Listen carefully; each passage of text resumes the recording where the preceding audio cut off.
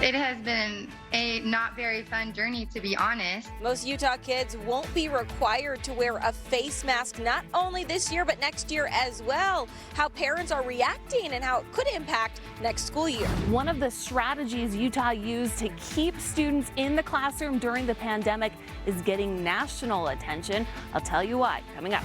After a wet weekend, we still have a few remaining showers near the Idaho border. Then fire weather returns. I'll let you know where we have fire warnings heading into your Tuesday. Coming up. Today, Salt Lake City officials celebrated the reopening of one of the city's most historic landmarks. Coming up, get an inside look at the event. We really do have some of the purest water in the country. A new push to protect Utah's increasingly fragile watershed. Donovan Mitchell will play in Game 2, but how's his relationship with his teammates after missing Game 1? He'll tell us coming up. Live from Utah's news leader, Fox 13's Live at 5 starts right now. This week, almost all Utah students are allowed to be mask-free at school. Thanks for joining us. I'm Kelly Chapman. And I'm Bob Evans. Fox 13's Sydney Glenn shows us this decision is not only bringing mixed reaction for this week, but for next school year. Sydney. Bob and Kelly, today kids who showed up here at Sandia Elementary were allowed to walk in without a mask, and likely them, along with most kids in Utah, will never be forced to wear a mask in a classroom again. Just review our 7 habits and talk about what they are and why they're important. First things first. Monday marked a farewell to masks for some. They still went with their masks, but not everyone. The minute I said that they don't have to wear masks today, they were so excited they just started cheering. While most people cheered for the end of masks, other kids had to stay home, like Drew Anderson's son, because Anderson is high risk. The hardest part was just hearing things like, well, the high risk people can just stay home. It's just the fun stuff. And we've missed all the fun stuff all year. While it's just 1 week this year, the thought of a maskless school year in the fall has some people like Christine Eldridge on edge. There's still that small chance you could get sick and get very sick. And we're just not willing to take that chance. Well, she says she will send her son back in the fall after more than a year at home. He won't be going maskless. The reason why we are planning for him to go back in school in the fall is primarily because of his mental health. He is a very social butterfly. On the other side, Brittany Lindsay sent her kids to a charter school 30 minutes away because of the mask mandate. It has been a not very fun journey, to be honest. She says she's hopeful she can send them back to the school down the road next year if parents get to make the choice on masks. I will keep sending my kids there if these games start again this summer and they start playing political pawns with our kids. An end to mandated masks, but many wonder the impacts it'll have, good or bad. Governor Spencer Cox has promised there will be no mask mandates for next school year. Live in Sandy, Sydney Glenn, Fox 13 News, Utah. As of today, more than 45% of eligible Utahns have been fully vaccinated, including more than 70% of Utahns older than 60. There were 148 new cases of COVID-19 in Utah today. That is the smallest number of new cases since May of last year. 135 people are currently hospitalized with the virus. 49 are in intensive care.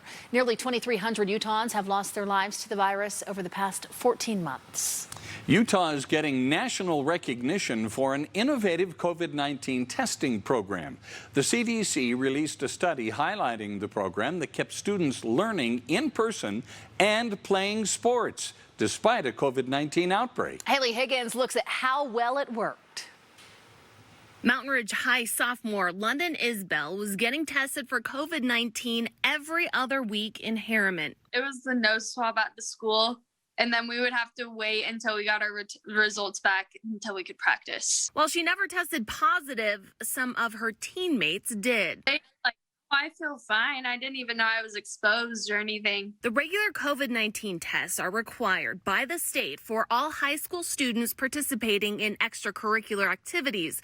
So-called test-to-play strategy allowed 95% of extracurricular competitions to go on as planned, according to a study by the Utah Department of Health. Utah's really looked at as a leader in this area, and we're really excited to be highlighted and to share that experience. Test to Stay allowed students to learn in in person, despite a defined school outbreak. 13 Utah high schools opted to test students regularly as an alternative to transitioning to online learning. It saves students from missing an estimated 110,000 in-person instruction days, according to the report. This was very, very helpful to keeping the majority of students in class, where you can just pull out those positives. Utah's school-based COVID-19 testing is now being considered nationally as part of a comprehensive prevention strategy to keep in-person learning and practicing. Nearly 60,000 high school students from Utah participated in this testing strategy. The positive test rate was 3.2%. It's very low and considered a success. Reporting in Salt Lake City, Haley Higgins, Fox 13 News, Utah. Tomorrow, the state testing coordinator will present the details of Utah's high school testing strategy to a nationwide audience of leaders whose districts remained closed during the pandemic. In southern Utah, a call for quick action as the process to rename Dixie State University takes an ugly turn. Recently, University President Richard Williams addressed the State Board of Higher Education about the university's new mission statement. While answering questions from the board, President Williams addressed the name change. Also, recent threats that some involved in that decision have faced. There's a lot of things happening in our city that shouldn't be happening. And, I dealt with a suicide watch because somebody was targeted from one of these Facebook groups. And it's just really ugly. The name change is going through focus groups right now and has been narrowed down to the 5 different themes. After that's done, Dixie State University Board of Trustees could vote on the new name as soon as June 14th. In a recent statement about online threats, the university said, quote, "This uncivil treatment has impacted the health and well-being of various members of our campus community and proven disruptive not only to the name recommendation process, but also to the role the university plays in the community." If you're already making plans to get out of town for Memorial Day weekend, UDOT has some suggestions to help you avoid traffic congestion. Most of the 180 road construction projects around the state will be suspended between Friday and Monday. But lane closures, traffic shifts, and reduced speed limits in those areas could contribute to congested traffic. You can really do yourself a favor, I think, if you avoid some of those heavier peak travel times, especially during the afternoon hours. Maybe 2 o'clock in the afternoon is when we expect to see traffic pick up, and then should start to wind down again by about 7:30 at night. UDOT says the best thing you can do is leave early in the day if you can. For the latest traffic information, go to fox13now.com. Gosh, time is tumbling by so quickly. I just realized 1 week from today is Memorial Day. That's right. Kick off to summer.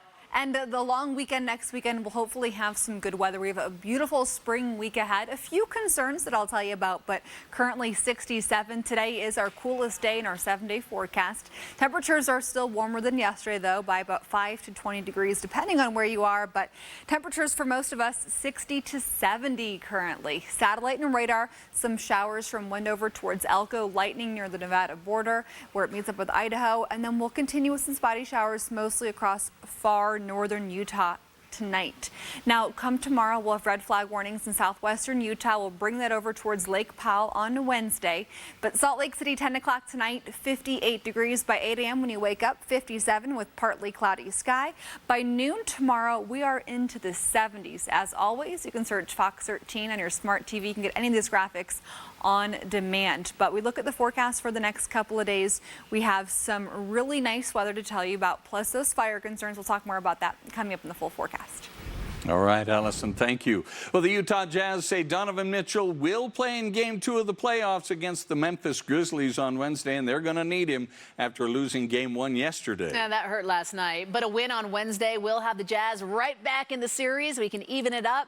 Fox 13's Jeff Raniere joins us in studio with more. Hi, Jeff. Yeah, Bob and Kelly, the whole Donovan Mitchell situation was a bit odd yesterday. He was ready to play in Game 1, but then the medical staff decided he should not play, which frustrated Mitchell and his teammates. Instead, Mitchell missed his 17th straight game with a sprained ankle, and he had to watch the Jazz lose Game 1.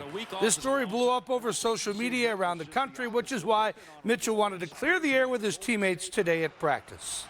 we had a meeting with the team. I talked to the team myself, and I said, look, guys, like, I talked to just my teammates. I said, look, we're in here together. I want my teammates first before anything else to understand that that's what it is. We're here to win games, and I couldn't be out there to do that, and I was frustrated. It's simple as that. I felt like I was ready to play. All signs were pointing me to play, and then I wasn't. That's what happened. I don't really know, like, there's no internal, like, that's what happened. And we're here, and we're going to move on from this and focus on game 2, because if we sit here and worry about that, then we're not focused on the task at hand. And we're playing a really good Memphis team, and that's what we got to go out there and find a way to compete and go out there and win. Yeah, there's no question that Mitchell is the star of the team. They'll go as far as he'll take them. But he'll tell us how he plans to approach Game 2 coming up at 5:50 in Sports. All right, Jeff, thanks so much. Still to come, it's been almost 1 year since the death of George Floyd rocked the country and sparked protests from coast to coast. We'll take a look at what's being done to reform policing across the nation. And coming up next, new technology has been unveiled at Salt Lake International Airport. You're looking at it. We'll introduce you to the robot that brings you food straight to your gate. If soccer fans needed another reason to celebrate the 4th of July, it was just announced that Rio Tinto Stadium will host 2 of the world's biggest clubs that day. Real Salt Lake Interim President John Kimball joined Consul General Jose Borjan of the Mexican Consulate and Utah State Senator Luz Escamilla to announce that Utah will host Liga MX clubs Santos Laguna and Club America. Kimball says they hope to have the stands at full capacity for the match. This is just an amazing opportunity for us, not only to see extremely high-level soccer, but to have our community celebrate on July 4th a phenomenal game. That's putting Utah at a very visible level in terms of our quality of soccer that we have. The match is scheduled for 6:30 p.m. on July 4th at Rio Tinto Stadium. There will be a fan festival outside starting at 2:30. A match and a party that day. Yeah. Listen to this. A brand new service wants to make grabbing a bite to eat at Salt Lake International Airport maybe a little easier for you.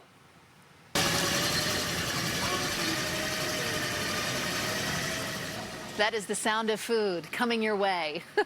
The food delivery robot named Jita is now on the job. It's part of the new SLC To Go service, which allows passengers to order food through a mobile ordering website or by scanning a QR code. Now, once your order is ready, you then have the option of picking it up at the restaurant. You can have it delivered to your gate in person, or you can request Jita to make the delivery. Definitely the whole experience is designed to be contactless and touchless. So really there is a need for everybody wants to have their personal space and order how they want.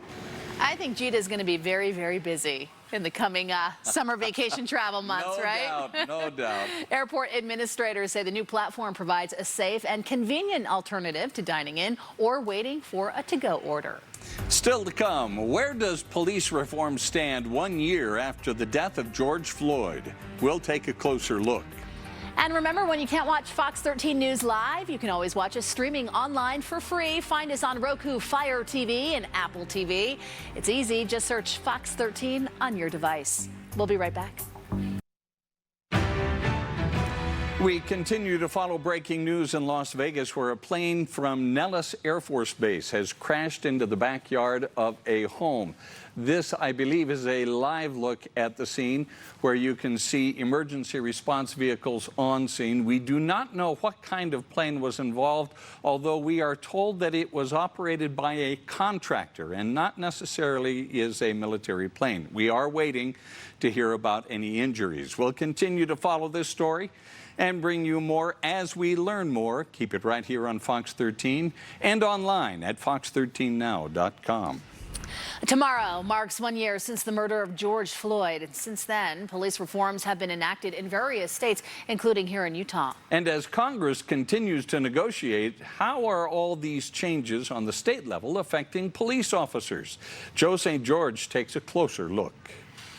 The murder of George Floyd 1 year ago has changed a lot in this country. Murals have gone up, police reform enacted, and while Congress hasn't passed anything yet, at least 140 state laws have changed since George Floyd's murder, according to the National Conference of State Legislatures. I think across the country that we're seeing nationally a decline in those applying. Colonel Patrick Callahan leads the New Jersey State Police, one of the largest departments on the East Coast, and says while the protests have resulted in some common sense reforms like making sure bad cops don't get jobs elsewhere, I don't think I could stand here and say that no reform is needed. It's also resulted in a decline of men and women wanting to be police officers. This is a historically low application process for us. In a typical year in New Jersey, there are anywhere between 10 to 15,000 applications to join the state police. This past year, just 3,600. The colonel doesn't blame the drop entirely on all of this police reform talk, but it's part of it. People say it to me all the time, oh, you couldn't pay me enough to do that job. What's happening in New Jersey is happening across the country. According to the Police Executive Research Forum, there is a 63% decrease nationwide in applying to become a police officer. More early retirements are being reported too. All of this on the minds of lawmakers on Capitol Hill as they try to negotiate police reform. President Biden wanted it done by the anniversary of George Floyd's death. That won't be happening. But while a decline in being a police officer is being felt in many police departments and by many police unions, it's not being felt everywhere. This is Barnegat, New Jersey. We're at the Jersey Shore. Chief Keith Germain says while other police chiefs are struggling to find officers, he's not. We're an anomaly there. He recently had 4 openings and received 400 applicants. A big reason the seaside town pays patrolmen around $130,000 a year. The high pay giving him flexibility to hire only the best and brightest. And he's seeing more city officers interested in the suburban life. Many of those applicants were NYPD, New York City Police Department, Philly PD. You have to pay them well to get them in the door. Still, though, Chief Germain is keeping an eye on Washington. While he isn't having problems recruiting officers now, he says if some police reforms are too drastic, he will. You are simply creating an environment where police officers are going to be very hesitant to take action. Still, though, whatever Congress or state governments decide to enact, both of these officers say their departments will be there. People are still going to call 911. In fact, Colonel Callahan believes this period of uncertainty may just result in the best police force this country's ever had. I think back to the greatest generation and when they came back from World War II and dug their heels in and built up America after World War II. I think right now is that opportunity too. In Trenton, New Jersey, I'm Joe St. George. In other national news, President Biden was briefed on hurricane preparedness at FEMA headquarters in Washington today. Hurricane season begins June 1st. That's next week. It does run through the end of November. The president announced he's doubling the amount of money the federal government will spend helping communities prepare for extreme weather to a total of $1 billion.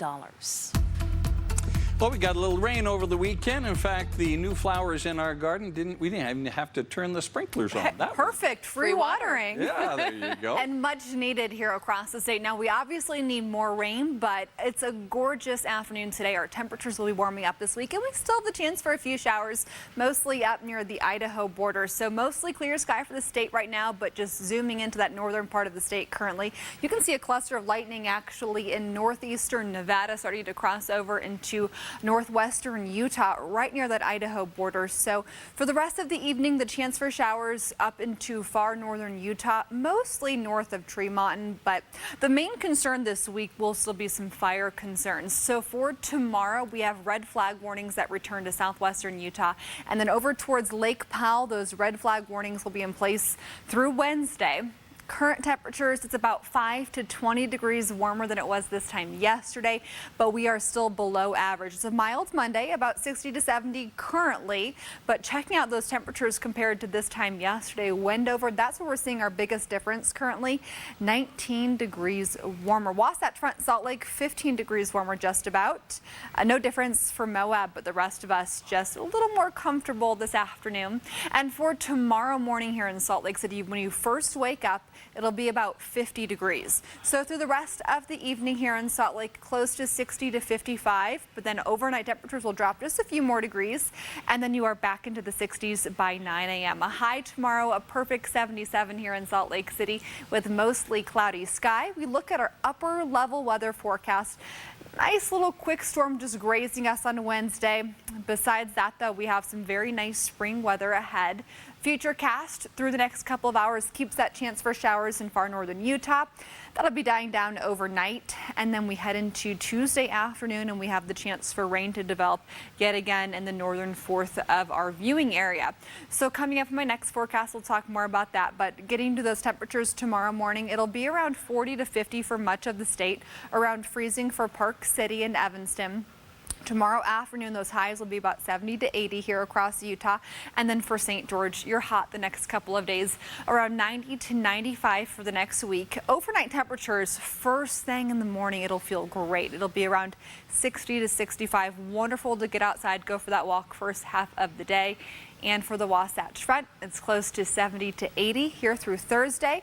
We'll have those temperatures for our overnight lows around 45 to 55.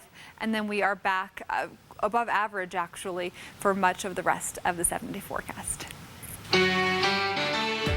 We have spent centuries protecting our watershed. Salt Lake City leaders are asking you to do more to protect your drinking water. Everyday grocery items such as fruit and meat are increasing in price. We'll break down what's happening. It's really important to understand where pay disparities may exist and to increase opportunities. And how much of a pay gap is there between men and women in Utah? We'll go in depth on what a new study has found.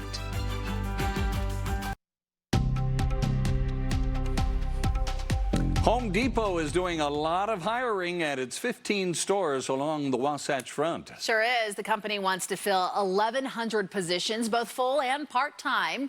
As spring continues, Home Depot needs workers in customer service, filling online orders through curbside pickup, also unpacking overnight freight and merchandising. The company is making similar hires at its 100 distribution centers in 80 markets. You must apply online. To do that, go to fox13now.com.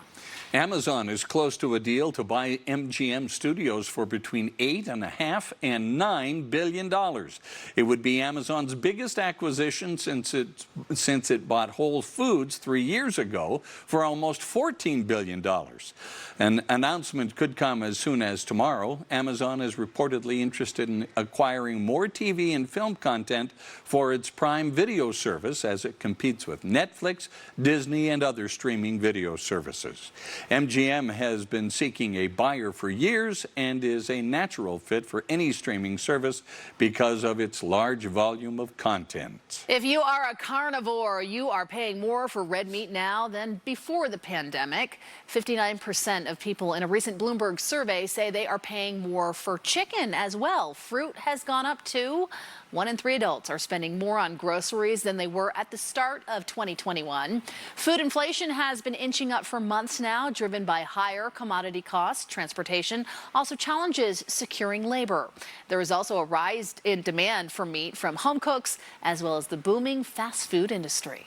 U.S. stocks advanced today, led by rebounding shares of technology and communications companies as investors grew more comfortable with the inflation outlook and the pace of the economic recovery. The Dow gained 186 points to close at 34,394. The Nasdaq climbed 190 and the S&P rose 41. Ahead in our next half hour, important steps are being taken in Utah's capital city to protect drinking water across the Wasatch Front.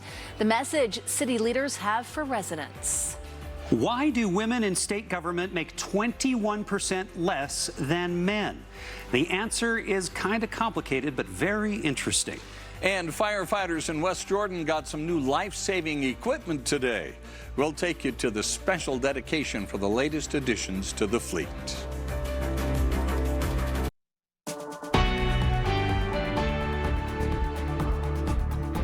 New at 5:30, Salt Lake City leaders are urging more respect and protection of Utah's watershed. You may be surprised at just how much of the Wasatch Front's drinking water comes from the nearby mountains. Fox 13's Ben Winslow reports on what the city is now asking residents and visitors to do.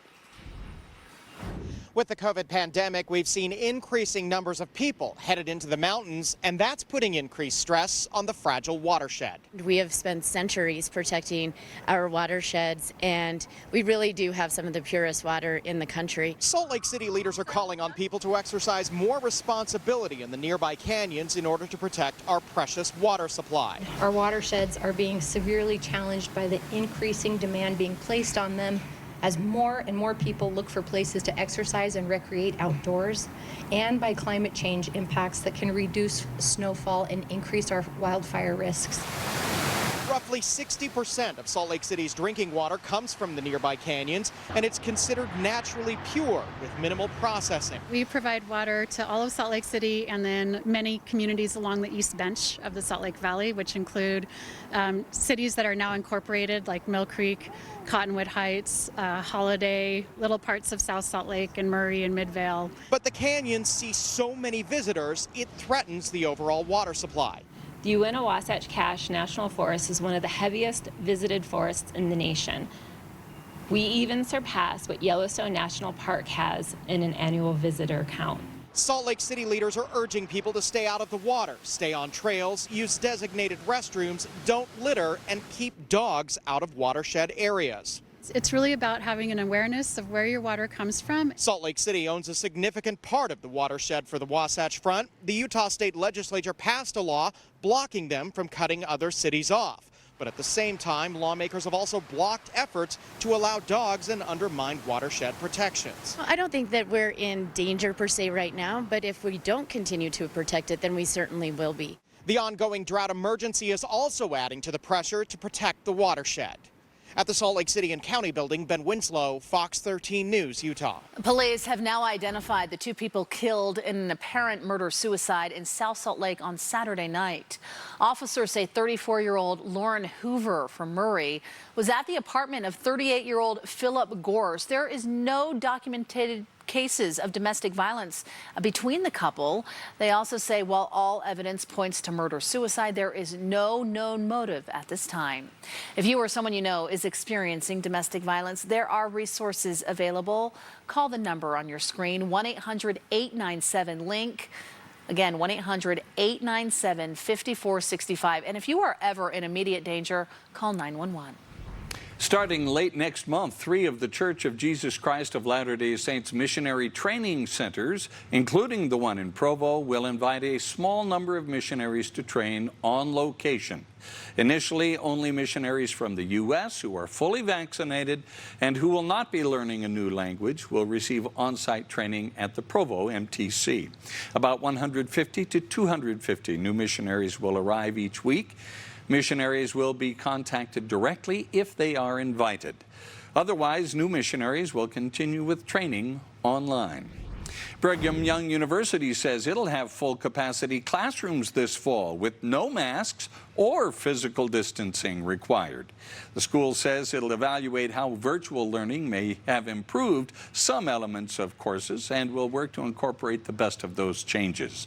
BYU is encouraging but not requiring COVID-19 vaccinations for everyone in the campus community. The Utah State court system is no longer requiring masks for people who are fully vaccinated. This does apply to state and justice courts all around the state. The Chief Justice of the Utah Supreme Court issued an order today going along with CDC guidance on COVID-19. Court personnel will mask up when around other people who are wearing masks. Fully vaccinated Amazon warehouse workers can ditch their masks unless required by state or local laws. Any Amazon warehouse employee who has hit the 2-week mark after their final required dose is allowed to stop covering up. Workers will have to present their vaccine cards showing it has been 2 weeks since both doses of the Pfizer or Moderna vaccine or their single dose of the Johnson & Johnson vaccine. As we've reported, 5 Utah men have been charged in connection with the insurrection at the U.S. Capitol in January. Landon Copeland from Washington County is one of them. Fox 13 investigative reporter Nate Carlisle interviewed Copeland about what happened on that day. What about President Trump? What factor did he play in you going to Washington, D.C.? He invited us to be there. Landon Copeland said he drove to D.C. from southern Utah with his girlfriend and others. They arrived at a motel in Virginia on January 5th. The next day, they took a commuter train into D.C. and walked to the Capitol. And I walked up to one of the officers that was standing behind the barricades, and I asked, how do we get in? Where's the front door? And he says, well, you can't. I says, why? And he says, we can't let you. And I says, why? It doesn't belong to you. It belongs to us, the people. Copeland said bangs from police non-lethal grenades started going off. He saw police entering the crowd. But anyways, they were pushing through the crowd to get to these individuals and arrest them. And so I made my way back up there and started pushing back against them to try and prevent them from coming into the crowd. In an affidavit, an FBI agent wrote that police were trying to reach an officer who had fallen in the crowd and that Copeland obstructed them. One of them started hitting me in the legs with a baton, so I took his baton from him, and then one of them started pushing me back with a riot shield, so I took his riot shield from him, and I understood that if we didn't take the high ground from these individuals, we were nothing but fish in a barrel to be shot at. In Salt Lake City, Nate Carlisle, Fox 13 News, Utah. And there is much more of Nate Carlisle's interview with Landon Copeland coming up tonight on Fox 13 News at 9. Utah women, on average, make 70 cents for every dollar earned by a man. Only Wyoming has a larger gender pay gap. Governor Cox told his economists to study state employee wages to see whether there are inequities to fix. Fox 13's Max Roth shows us what they found. The gap would be so much easier to solve if there were an overarching pay women less policy to change, or some creepy we shouldn't pay women manager to fire. But of course, it's more complicated than that. Do men in state government make more than women? Yes, 21% more. The study evaluating why is dense. We pulled over 17,000 records, including 19 variables that help explain the determinants to pay across the executive branch workforce. Translation: they looked at 17,000 state employees with 19 facts about each of them. Things like their age, how long they've worked for the state, their job, their full or part-time status, and whether they supervise others. What they found, when all that is equal, men in state government make 2.2% more than women. Better than 21%, but still, a woman making $50,000 a year would average $1,100 less than her friend in the next cubicle. Leaving that aside for now, what explains the 21% disparity? Overall, women are 48% of the state workforce, but they hold 89% of low-paying clerical jobs and just 38% of positions with authority. Women also go to work in departments with lower pay. The two sizable departments with the lowest pay, well, women are 52% of the workforce in alcoholic beverage control, and in human services, they're 67% of the workforce. The study recommends human resources refine policies on recruitment to and promotion within state government. They also say that if the state offered paid family leave to women and men, they'd have a better chance of keeping good employees. In studio, Max Roth, Fox 13 News, Utah. Yeah, Sandy is always trying to be innovative, and we keep adjusting with the times. Police now have a new way to keep your home safe while you're away. What one department is doing and how you can sign up. And after a wet weekend, we still have some showers in the forecast. Where we're seeing that rain tonight and where we'll have fire concerns starting tomorrow. Your forecast is coming up. We'll be back in 60 seconds.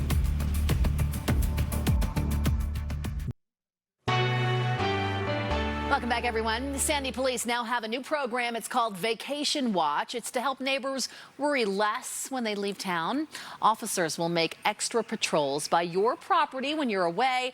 Also, keep an eye out for anything suspicious. You can either go old school, you can call Sandy police to set it up, or you can go to their website, follow the directions, and type in some basic information. What that does is it alerts our police department that they're going to be gone, details of how long they're going to be gone, who might be at the home taking care of the home, and that information is disseminated to our officers as well as our citizen volunteers here at the police department, which make up our Mobile Watch program. A great community service. Now, here's the deal. Sandy Police, of course, warning everyone that this free service does not guarantee a burglary won't happen. So make sure you lock your home when you leave. However, it does give hope to neighbors that they will have some peace of mind with that extra set of eyes. We can link you to the Sandy Police Department off of ours. Go to fox13now.com. Burglars beware. Well, the West Jordan Fire Department welcomed 2 new fire engines today with a special ceremony. Take a look.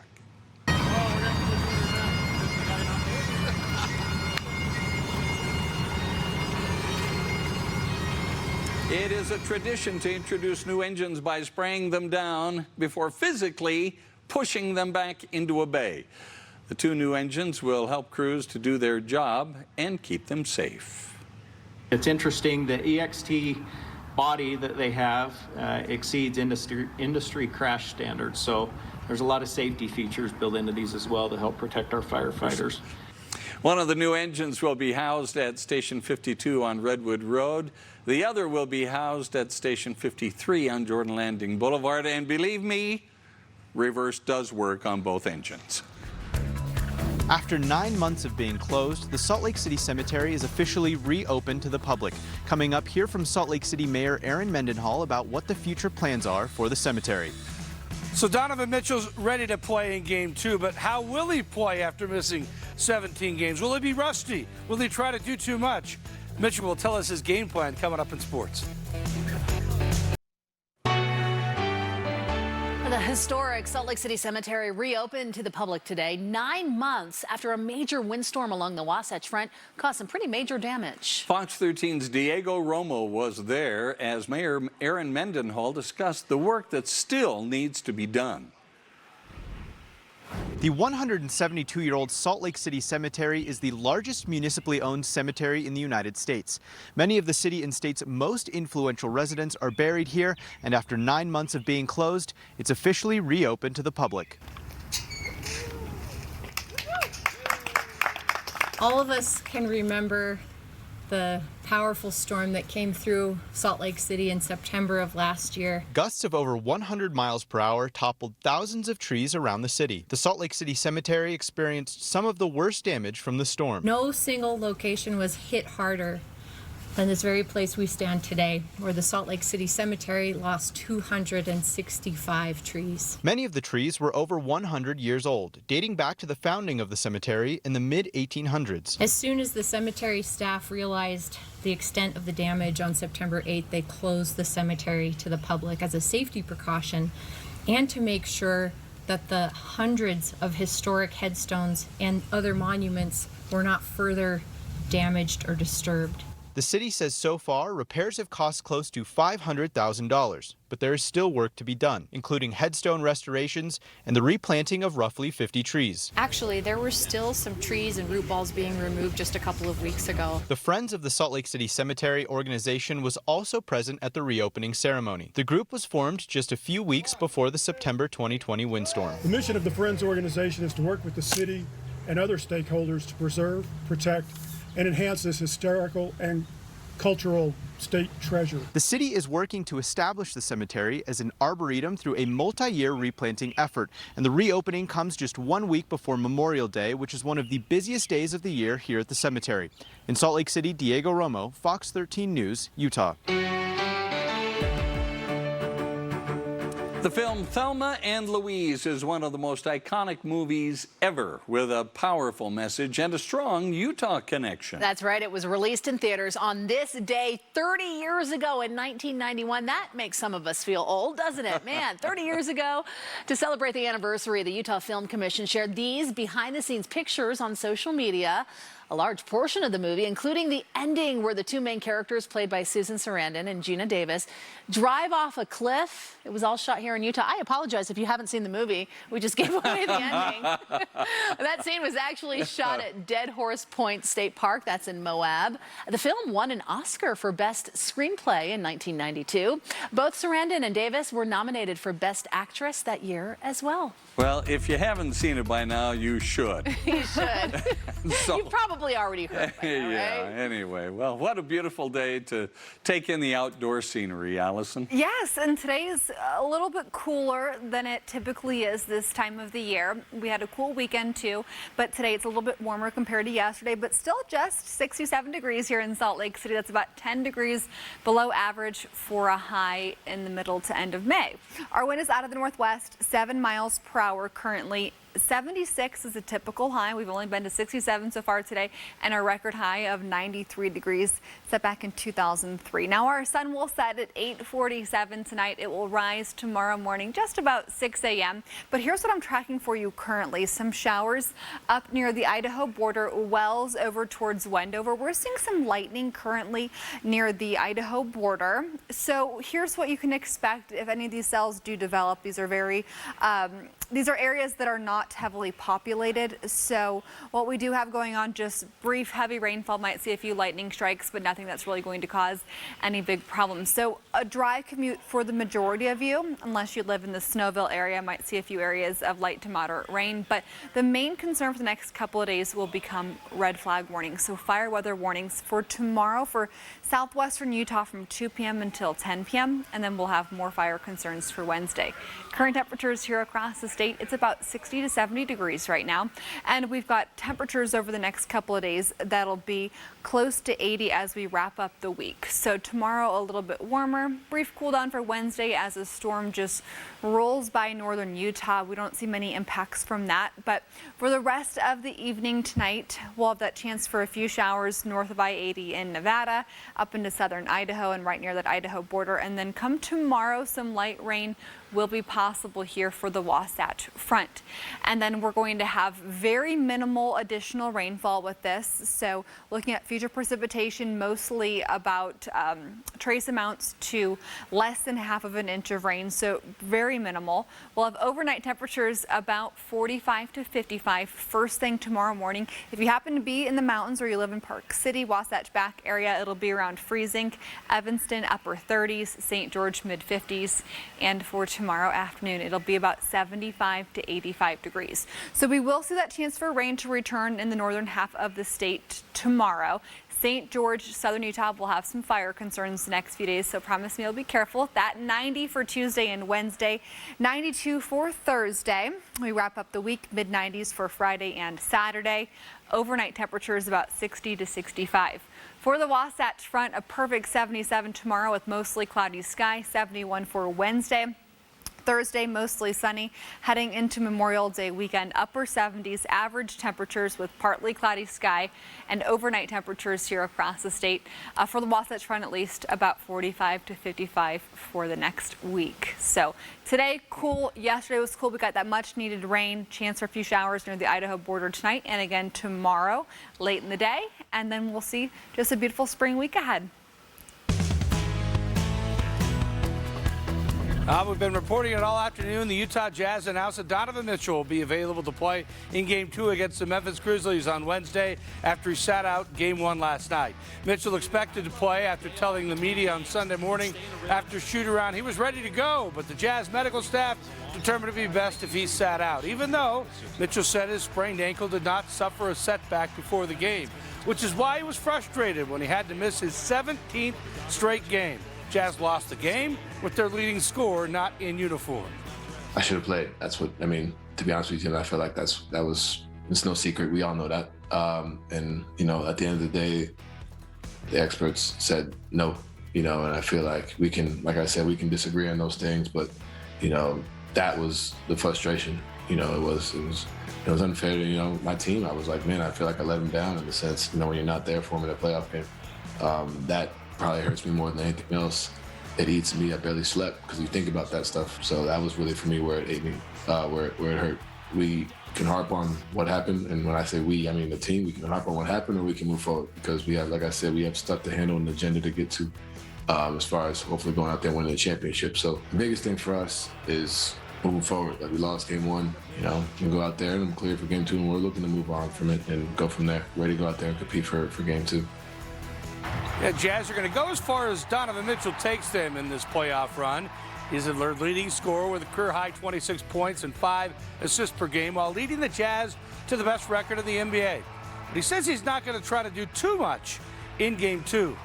I'm just going to come out there and just do what I do, you know, at the best I can, and kind of go from there. But I'm not looking to just go out there and just try and change everything one man solo show. Like, this is a team thing, and we've been out there doing this all year. And I think that's the best part about this team is it's not just one guy. It's a collaborative effort, collaborative group, and we're going to go out there and do what we can to win Game 2 and win the series. You know, we're moving forward to, you know, what we have to do, whatever adversity a team goes through. In this case, you know, if you want to characterize it as that, I think one of the things our players, Donovan especially, has been able to do throughout the course of the year is to use that to kind of further galvanize and further focus, and that's where our focus is. Congratulations to Jordan Clarkson, named the NBA Sixth Man of the Year. We'll be right back. You have time to look at a beautiful spring day in Immigration Canyon as, oh, golly, look at that. Isn't that nice? It's a nice day. I like when you can look up and see the clouds moving across the blue sky like that. That is gorgeous. This is in Immigration Canyon, by the way. A little cool today, but we're going to warm up later this week, so we'll have plenty of nice days ahead. Nice, getting warm as we approach the holiday weekend. That's right. And summer is coming too, so remember that. It's natural to get warmer this time of year. Happens every year. Good night. See you at 9.